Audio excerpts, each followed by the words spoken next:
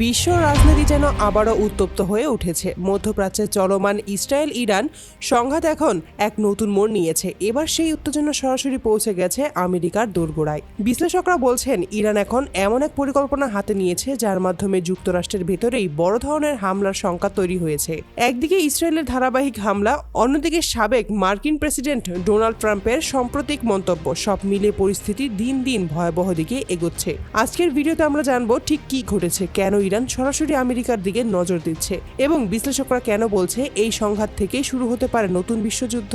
সম্প্রতি ইসরায়েল ইরানের ভেতরে একাধিক সামরিক ঘাঁটিতে বিমান হামলা চালায়। এই হামলার ফলে ইরানের কয়েকটি ড্রোন ও ক্ষেপণাস্ত্র প্রকল্প ক্ষতিগ্রস্ত হয়। তখন থেকেই ইরান ইসরায়েলের পাশাপাশি যুক্তরাষ্ট্রকেও দায়ী করে আসছে। ইরানের অভিযোগ, এই হামলার পেছনে ইসরায়েল একা নয়, তাদের গোয়েন্দা ও সামরিক সহায়তা দিয়েছে যুক্তরাষ্ট্র, বিশেষ করে সাবেক মার্কিন প্রেসিডেন্ট ডোনাল্ড ট্রাম্পের প্রশাসন। যদিও হামলার সময় ট্রাম্প এসব অভিযোগ অস্বীকার করেছিলেন, সম্প্রতি তিনি নিজের সোশ্যাল মিডিয়ার একটা পোস্টে লিখেছেন, আমরা জানতাম কি হতে যাচ্ছে।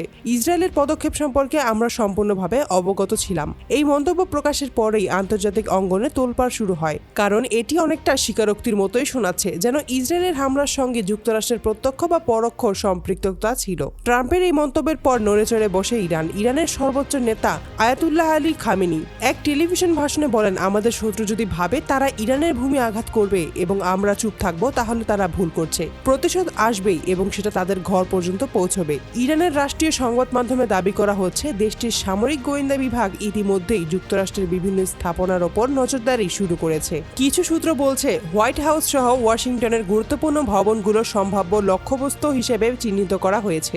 যদিও এসব তথ্যের কোনো আনুষ্ঠানিক নিশ্চিতকরণ পাওয়া যায়নি, তবুও বিশ্লেষকরা সতর্ক করেছেন, ইরান তার সামরিক সক্ষমতা দেখাতে এবং প্রতিপক্ষকে ভয় দেখাতে এ ধরনের বক্তব্য ও পরিকল্পনা প্রকাশ করেছে।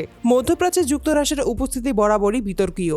ইরাক, সিরিয়া, আফগানিস্তান প্রতিটি দেশই মার্কিন হস্তক্ষেপকে কেন্দ্র করে ইরানের সঙ্গে যুক্তরাষ্ট্রের সম্পর্ক তিক্ত।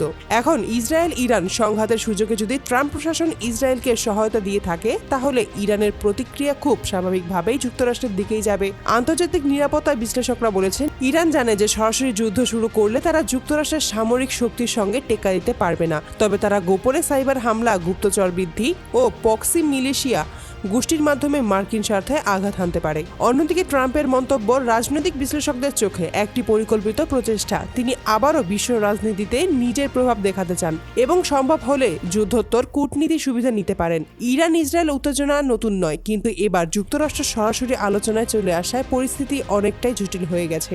জাতিসংঘ এবং ইউরোপীয় ইউনিয়ন ইতিমধ্যে সব পক্ষকে সংযত থাকার আহ্বান জানিয়েছে, কিন্তু বাস্তবে মাঠের পরিস্থিতি অন্যরকম। ইরান সীমান্তে সেনা সংখ্যা বাড়াচ্ছে, ইসরায়েল নতুন প্রতিরক্ষা ব্যবস্থা স্থাপন করছে, আর যুক্তরাষ্ট্র মধ্যপ্রাচ্যের নৌঘাটিতে বাড়াচ্ছে টহল। এমন প্রেক্ষাপটে অনেক বিশ্লেষক বলছেন, একটি ছোট ভুল হিসাব বা উস্কানি একটি বড় যুদ্ধের সূচনা ঘটাতে পারে। আর যদি সত্যি ইরান যুক্তরাষ্ট্রের হামলার চেষ্টা করে, তাহলে সেটি হবে ইতিহাসের সবচেয়ে বড় সংঘাতগুলোর একটি। সব মিলিয়ে এখন গোটা বিশ্ব তাকিয়ে আছে তেহরান, ওয়াশিংটন এবং তেল আবিবের দিকে। ট্রাম্পের মন্তব্য, ইরানের হুমকি আর ইসরায়েলের প্রতিরক্ষা প্রস্তুতি সবকিছু ইঙ্গিত দিচ্ছে উত্তেজনা এখানেই থামছে না। তবে মনে রাখতে হবে, এখনো পর্যন্ত ইরানের পক্ষ থেকে কোনো আনুষ্ঠানিক ঘোষণা আসেনি যে তারা যুক্তরাষ্ট্রের হামলার নির্দিষ্ট পরিকল্পনা নিয়েছে। তথ্যগুলো মূলত দাবি ও প্রতিবেদনের ভিত্তিতে প্রকাশ পাচ্ছে। তবুও পরিস্থিতি যেভাবে দ্রুত বদলে যাচ্ছে, বিশ্ব রাজনীতি নতুন এক মোড়ের দিকে এগোচ্ছে তা বলার অপেক্ষা রাখে না। আপনারা কি মনে করেন, ইরান কি সত্যি আমেরিকায় হামলার পরিকল্পনা করছে, নাকি এটি শুধু রাজনৈতিক চাপ সৃষ্টি করার কৌশল?